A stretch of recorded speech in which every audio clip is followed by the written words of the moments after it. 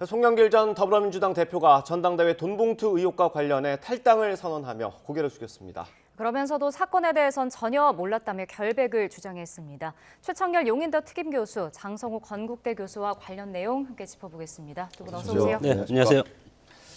어제 저녁입니다. 우리 시간으로 어젯밤 11시쯤 파리에서 기자회견을 했죠. 저희가 기자회견 내용을 좀 요약을 해봤습니다. 보고 돌아오겠습니다. 제가 4월 15일 날 당대표 출마 회견을 했더라고요. 저 일정표를 받아서 보니까. 그리고 4월 18일부터는 후보 등록 이후에 전국 순회 강연, TV 토론, 후보가 그런 캠프의 일을 일일이 챙기기가 어려웠던 사정을 말씀드립니다. 저는 모든 정치적 책임을 지고 오늘부로 민주당을 탈당하고자 합니다. 당연히 민주당 상임 고문도 사퇴하겠습니다. 요약을 하면 돈봉투 의혹에 대해서는 몰랐다. 하지만 정치적인 책임을 지기 위해서 당을 탈당하겠다라는 것 같거든요. 어떻게 들으셨어요? 그죠, 이제 요지가 탈당한다라는 얘기하고 귀국하겠다. 네. 근데 민주당에서 귀국을 미루면 어떡하나라는 그런 부담을 많이 가졌었는데 네. 일단 귀국한다고 얘기했고 귀국해서 검찰 수사를 받겠다. 근데 지금 핵심이 몰랐다라는 거예요. 이런 의혹을 전혀 몰랐다. 지금 방금 보셨잖아요. 근데 저 부분이 이제 글쎄 뭐 검찰 수사로 어떻게 밝힐지 모르겠습니다만 지금 이제 그 이정근 전 사무부총장 그 녹음 파일에 의하면 송영길 전 대표가 이 사안을 알았다고 판단될 수 있는 정황을 의심할 수 있는 게 좀 있거든요. 그래서 저 부분 좀 이해가 좀 안 가긴 안 가요. 의혹을 전면 부인하는 거에 대해서. 근데 일단 뭐 정치인들 우리나라 이제 그 부패 사건이라든지 뇌물 사건 보면은 한 명도 시인한 걸 못 봤어요. 그래서 이건 알 수 없는 것이고 일단 본인이 모른다고 했으니까 나 이제 귀국해서 검찰 조사 받고 소환이 될 가능성이 높지 않겠어요? 아까 뭐 그 얘기는 송영길 전 대표 기자회견은 검찰 소환이 없지만 자기가 조사를 받겠다, 수사를 받겠다 이렇게 얘기는 했습니다만 소환이 있을 거예요. 아마 소환하고 또 지금 전반적인 이 녹취 파일에 의하면은 지금 송영길 전 대표가 알았을 가능성이 높아 보이긴 해요. 근데 알 길은 없는 거죠. 본인이 몰랐다고 얘기하니까. 근데 일단 지금 민주당으로서는 탈당하고 뭐 송영길 전 대표가 수사를 받는다고 해결되는 문제가 아니잖아요. 이 문제가 지금 여러 이제 그 의원들의 이름이 적힌 명단이 많이 돌아다니고 있잖아요. 근데 본인들은 부인하고 있는 경우도 있고 다 버전이 또 다르잖아요. 또 그래서 그런 부분들이 어떻게 밝혀지느냐 문제인데 어쨌든 민주당은 이 사안을 지금의처럼 이렇게 안이하게 대할 아닌 것 같아요. 지금 윤관석 의원도 그렇고 이성만 의원도 그렇고 아무 얘기가 없잖아요. 그 이후에 이런 것들은 참 이해가 가지 않는다라는 말씀드립니다. 그러니까 모든 책임은 지고 탈당은 하는데 일단 의혹에 대해서는 모른다는 입장을 계속 유지하고 있는 거잖아요. 이게 결국은 당에 좀 부담을 결국은 덜어주기 위한 취지로 탈당을 하는 건가요? 글쎄, 뭐 앞으로 향후에는 검찰과 치열한 뭐 증거 싸움이 이제 진행이 될 텐데 이제 우리가 뭐 지난번에도 말씀드린 것 같은데 정당포 50조가 상당히 중요할 것 같습니다. 대표 경선 과정에서 금품이라면 대표가 알선, 지시, 권유 요 세 가지가 있냐 없냐 그것이 핵심 사안이고 지금 송영길 대표가 어제 기자회견에서도 얘기했지만 26년 동안 인천시당 무슨 실장으로 정책실장으로 들어가서 거기에서 국회의원까지 한 분 아니겠습니까? 그렇기 때문에 당에 대한 애착도 상당히 크고 한 번도 탈당한 적이 없는데 이번에 이제 결국은 탈당을 해서 명예회복해서 들어오겠다. 이런 상황으로 봤을 때 송영길 대표는 선택의 여지가 없습니다 지금. 왜냐하면 배수유진을 칠 수밖에 없는 것이 뭐 최 교수님이 지금 말씀을 하셨지만 통절한 책임감 그리고 모든 책임지고 당당하게 밀고 나가겠다.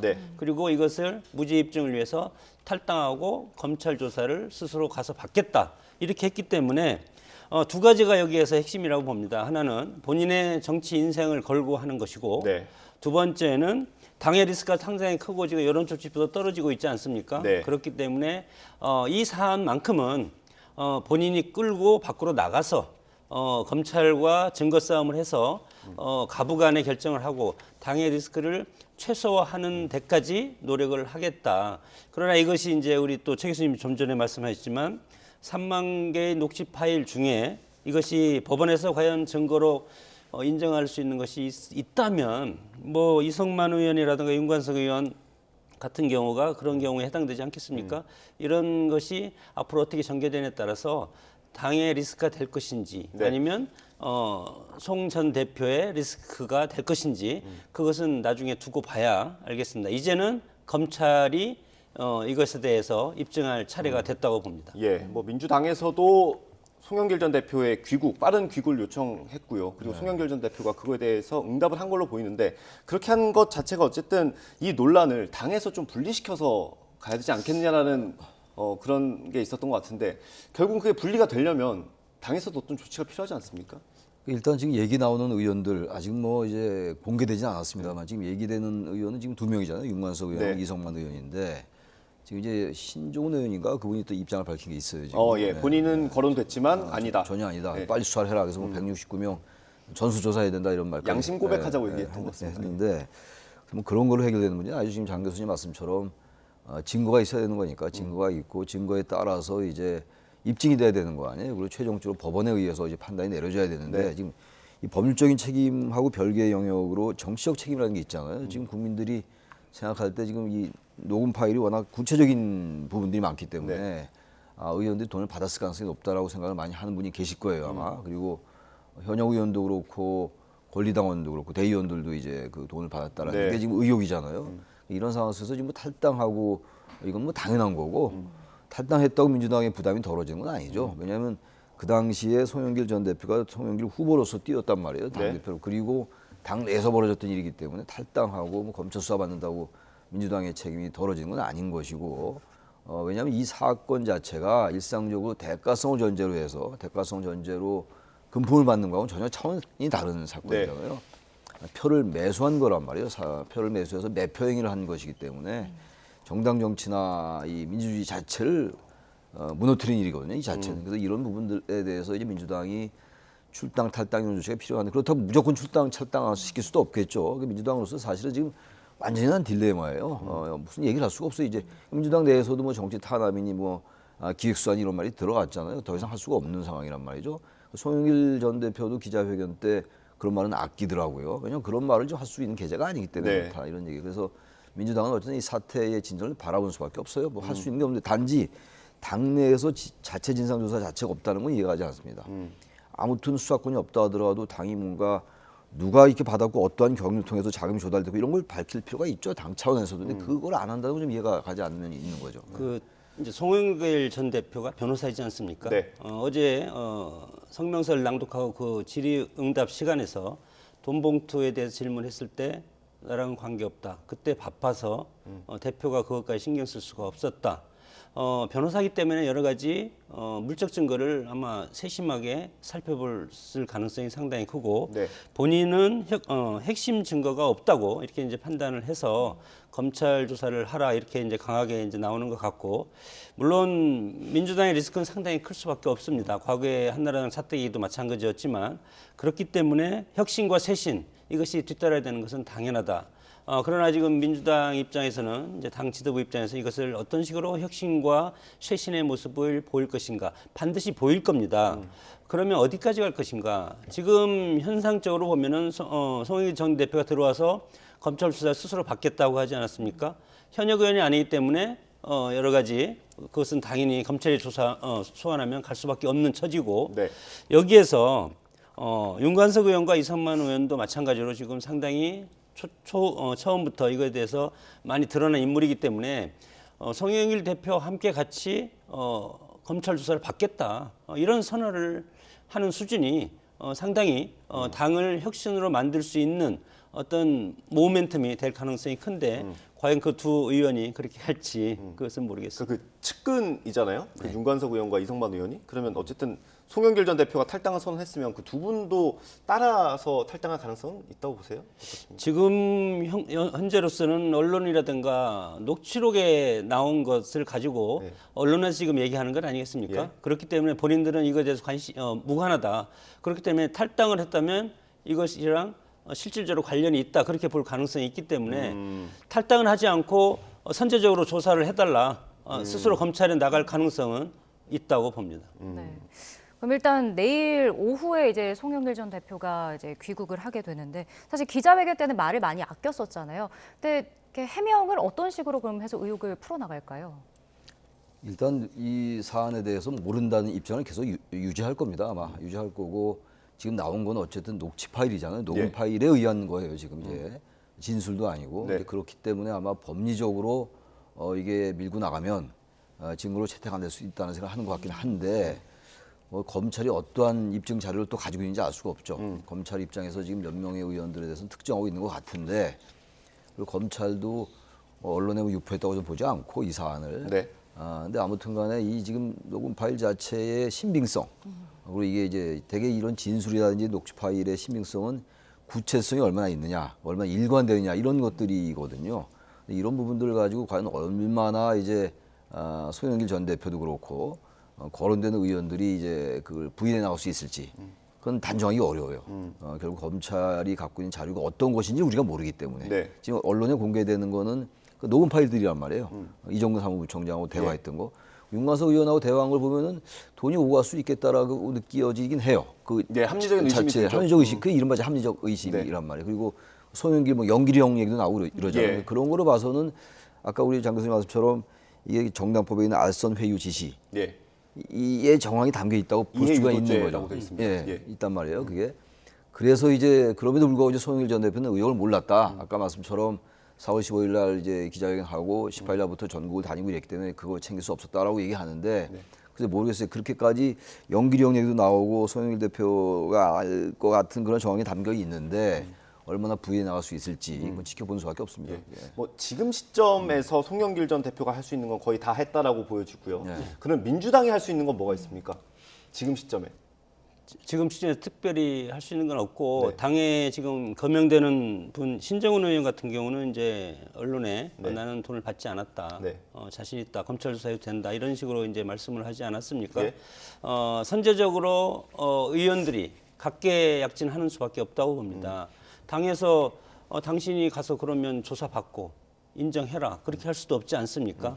엄연히 이것은 검찰의 기소라든가 이런 것이 있으면 그다음에 법원에서 판단해서 상당히 오랜 동안 기간을 걸기 때문에 당의 입장은 이것을 가장 빠른 시일 안에 총선이 지금 뭐 1년 안으로 들어와 네. 있기 때문에 가장 빠른 시일 안에 이것이 정리되는 것이 당으로서는 가장 좋은 방식이다. 이런 상황으로 봤을 때 그래서 지금 송영길 의원이 내일 귀국하는 것 같습니다. 네.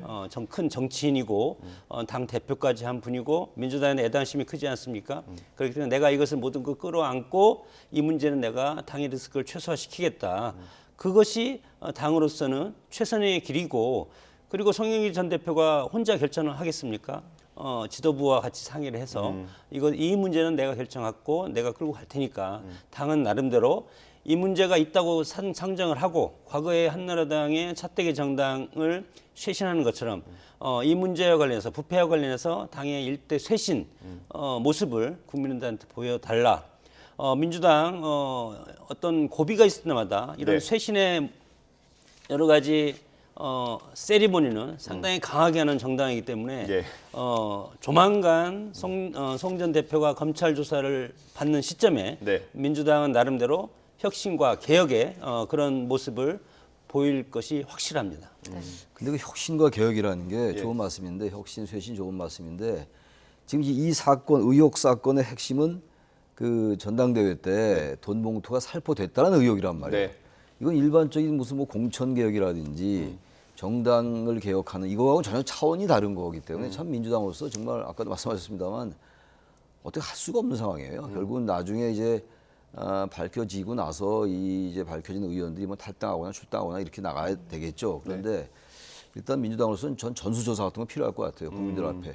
지난번 LH 그 주택 사건 있을 때도 예, 또 부동산 투기 의혹 있을 때 때도 그랬단 말이죠. 그래서 어쨌든 뭐 거론되지 않은 의원들로서야 뭐 결백할 테니까 전부 조사해서 국민들에게 이러이러한 게 있는 것 같다고 밝히는 수밖에 없어요.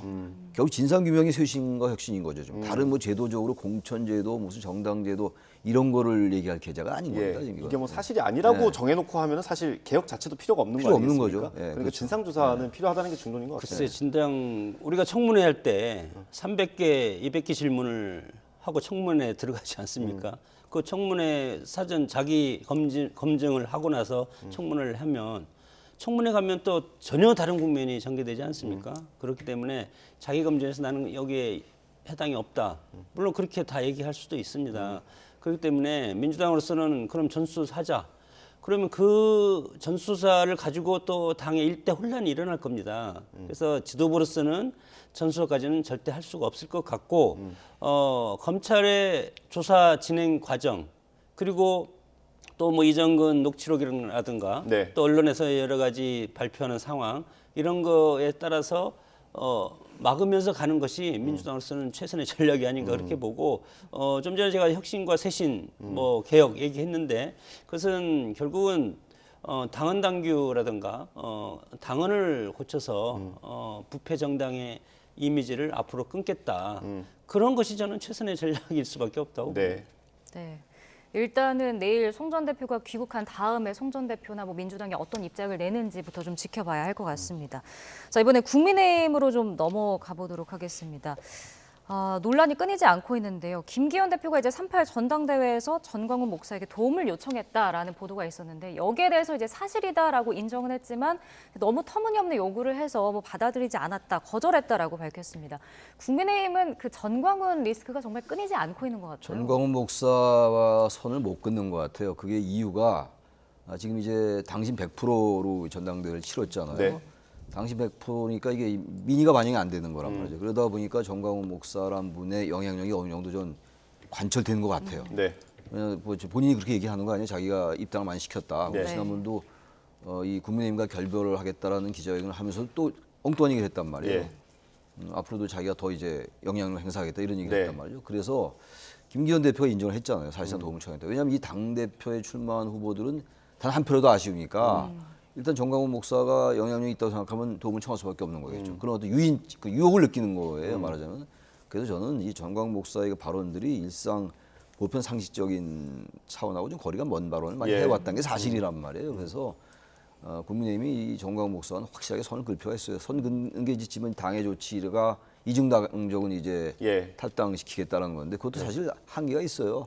거기 전광훈 목사 추천이라고 쓴 이제 그 당원 가입서 그거 보고 이제 출당시키겠다는 건데 그게 한 900명 정도 된다고. 네, 그거 아닌 사람들은 어떻게 합니까 또 여전히 알 길이 없는 거란 말이에요. 다 그 정광훈 목사의 추천에 의해서 들어온 사람이 다 그걸 썼을 리가 없을 거란 말이에요. 이제 그런 것도 있고 그런 것보다도 일단 기본적으로 국민의힘 자체가 너무 보수와 우경화되는 경향이 좀 있다고 생각해요. 최근에 그 최고위원들의 발언도 있었잖아요. 예. 최영호 최고위원도 그렇고 김재원 최고도 그렇고 그러니까 국민의힘 내 그 지도부나 이런 분들의 그 인식 자체부터 바꿔나가야 될 것 같아요. 역사 인식이라든지 그리고 보편적인 상식에 입각한 이런 부분들이 좀 위배되는 것들. 예. 그럴 때 이런 부분이 자연스럽게 해소되는 것이지 인위적으로 누구 속아내고 이런다고 되는 건 아닌 것 같아요.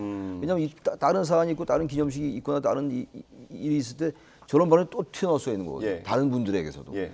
그래서 국민의힘 자체가 좀 중도로 자꾸 수렴하고 역사에 대해서 올바른 인식을 갖고 그런 게 전 본질적으로 더 중요하다고 생각합니다. 네. 이 김기현 대표의 발언이 조금 모순되는 것처럼 보이긴 하거든요. 영향력이 없다, 우리 당에 영향력 없다고 했는데 전당대회 때는 찾아가서 도와달라고 하고 이게 좀 어떻게 봐야 됩니까?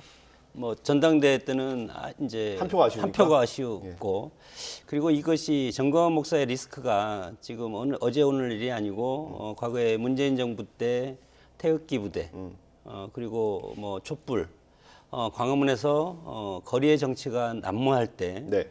그때 국민의힘 입장에서는 박근혜 탄핵이라는 그런 당이 무너질 직전까지 간 그 상황에서 그래도 그때 역할을 했다고 보기 때문에 정광훈 목사의 영향력이 지금까지 당 내부 깊숙이 지금 스며든 거 아니겠습니까?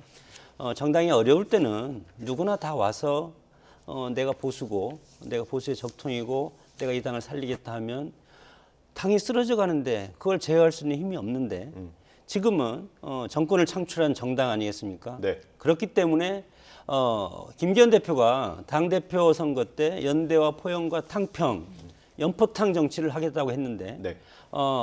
대통령 윤석열 대통령의 지금 어떤 통치 리더십을 보면 포용의 정치가 아니고 지금은 배제의 정치를 가고 있는 것 아니겠습니까? 일단은 본인의 확실한 지지 그룹을 내년 총선을 통해서 핵심을 심어놓고 그 다음에 보수 정당의 새로운 가치를 맞는 임적 구성을 다시 하겠다. 그렇기 때문에 요구와 지금 김기현 대표 연포탕 정치랑 상당히 배척이 되는 그런 지금 과정에 있고 지금 국민의힘이 집권 정당, 집권 여당이 됐는데 그럼 내년 총선이 상당히 중요하지 않습니까?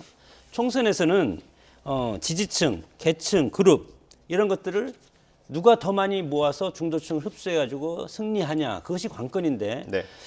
그렇게 봤을 때 정광훈 목사는 독이든 성배가 지금 되어 있고 과연 중도층을 흡수하기 위해서는 정광훈 목사를 배제를 해야 되는데 배제를 하고 나서 그럼 중도층을 흡수하기 위해서 또 다른 흡수 전략이 있냐 그것이 전 핵심이라고 봅니다.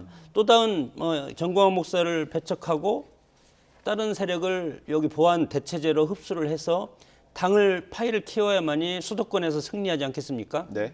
이런 것이 지금 국민의힘에서는 상당히 딜레마고 그렇기 때문에 이것을 어떻게 해결하냐에 따라서 국민의힘 내년 총선에서 승리하냐 아니면 패배하냐 그것이 결정하기 때문에 물론 저런 어떤 그 교회 목사님이 정당의 공천권에 깊숙이 개입하려고 한다는 것은 예. 상당히 부적절합니다. 그리고 중도층이 떠나가는 그런 모습을 가장 단적으로 보이기 때문에 어떻게 처리할지 그것은 당의 핵심적인 리더십이 어떻게 하냐, 단절을 하냐, 아니면 멀리서라도 그냥 우호적으로 가냐, 뭐 그것이 앞으로 어떻게 될지 귀추가 주목된다고 봅니다. 예. 그래서 이제 지지율도 좀 보면요. 국민의힘 같은 경우는 이제 이전 조사보다 1%포인트 상승을 했고 민주당은 4%포인트 하락했거든요. 결국은 그럼 돈봉투 의혹이 더 파급력이 셌다 이렇게 보면 될까요? 이게 돈봉투 의혹이라는 거 제가 아까도 말씀드렸습니다만 일상적으로 상상할 수 있는 차원을 넘는 거예요. 아까 제가 대가성을 전제로 하는 그런 금품수 사건하고는 차원이 다르다고 말씀드렸는데 국민의힘 내부에서 여러 가지 뭐 이제 얘기가 나온다 하더라도 아까 뭐 제가 무슨 최고위원 말씀도 드렸습니다만 이 사건하고는 차원이 다르기 때문에 이게 당연히 민주당의 지지율이 전 별로 안 떨어진 거라고 봐요. 4%밖에 안 떨어진 게. 더 많이 떨어질 거라고 생각하신 거죠? 저는 앞으로 이 사건이 더 파장이 어떻게 될지 모르겠어요. 네. 그나마 송영길 전 대표에게까지 가서 그칠지 그게 일파만파 다른 영역까지 확대될지 모르겠습니다만 그렇게 된다면 민주당은 정말 당을 해체할 각오로 임하지 않으면 총선을 칠 수가 없어요.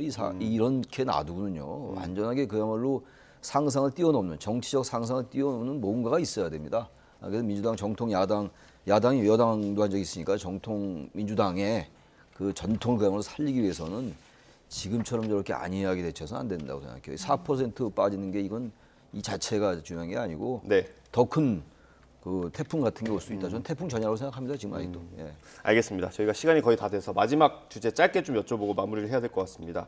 지금 전세 사기 피해가 계속해서 확산하고 있고요. 뭐 국회도 그렇고 당정이 모여서 여러 대책을 논의를 하고 있는데 사실 피해자들이 보기에는 조금 이 피해 대책이라는 게 좀 모자랄 수밖에 없을 것 같습니다. 어떤 식으로 좀 대책을 마련하는 게 좋겠습니까?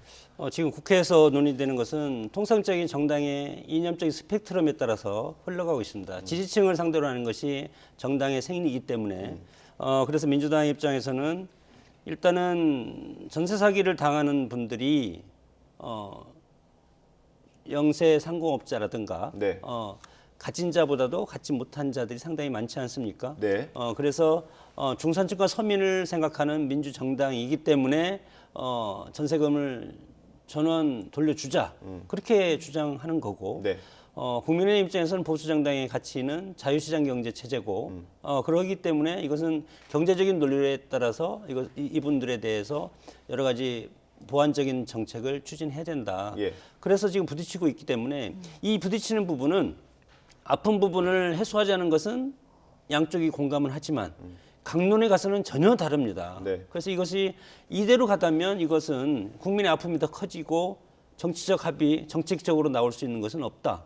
그렇기 때문에 정치인들이 각성을 해야 되는데 여당, 야당 각각의 논리대로 지금 가고 있고 그럼 타협이 안 되면 대통령이 이것에 대해서 중재해서 해야 되는데 그런 것이 아니지 않습니까? 입법이라는 것은 국회를 통해서 해야 되기 때문에 여당, 야당이 국민의 아픔을 우선으로 하고 네. 지지층을 보지 말고 국민의 아픈 부분을 먼저 해서 정치가 왜 있습니까? 네. 국민의 아픈 부분을 긁고 그리고 행복한 어떤 나라를 만드는데 역할을 하는 것이 국회이기 때문에 국회는 입법으로 말한다. 입법은 대화와 타협입니다. 그것이 상당히 중요하다고 봅니다. 알겠습니다. 교수님 짧게 하실 말씀 있을까요? 우선 저건 지금 이제 여당, 야당 추진하는 게 범죄 조직단체의 차원에서 대응하겠다는 거예요. 네. 그 얘기 맞는 얘기예요. 지금 이 전세 사기를 당하는 사람들의 슬픔은 이 고통은 말할 수가 없어요. 아까 장 교수님 말씀처럼 어려운 사람들도 많이 당하고 있는 거고 네. 또 워낙 수법이 교묘하잖아요. 그 이제 무슨 뭐 우리가 사람 봐도 모르겠더라고요. 워낙 수법이 뭐 네네. 고도로 발달돼 있어 그런데 야당에서는 일단 이제 매입을 하자, 공공 예. 매입해서 해결하자는 건데 지금 여당 특히 원희룡 국토부 장관 얘기는 그렇게 해봐야 채권자에게만 돌아가지 그게 전세 피해자에게 돌아가지 않는다는 얘기거든요. 그래서 양쪽 얘기가 다 일리가 있어요. 그야말로 이건 민생에 관련된 문제이기 때문에 이것마저도 지지층 보고해서는 안 되는 것이고 여야가 이거는 정말 그 상임위 차원에서 그리고 국토부 장관의 말도 일리가 있는 거니까 네. 결국은 전세 사기를 당한 사람들에게 돈이 그대로 100% 돌려줘야 돼요. 그건 국가가 할 수 있는 거 아니겠어요? 다른 건 다 하면서 왜 그런 거 안 합니까? 지금 이해타 면제한다고 다시 멈췄는데 어쨌든 국가가 이 재정을 투입해서라도 이건 막아줘야 돼요. 그래야지 발본세원이 되지. 그리고 전세 사기라는 사람들 그 여러 이제 관계자들이 많이 있더라고요. 그 사람들 정말 일벌백계 정도가 아니라 예. 법이 허용할 수 있는 최대의 이제 형을 가야 된다고 생각합니다. 예. 알겠습니다. 두 분 말씀 오늘 여기까지 듣겠습니다. 고생하셨습니다. 감사합니다. 고맙습니다. 예.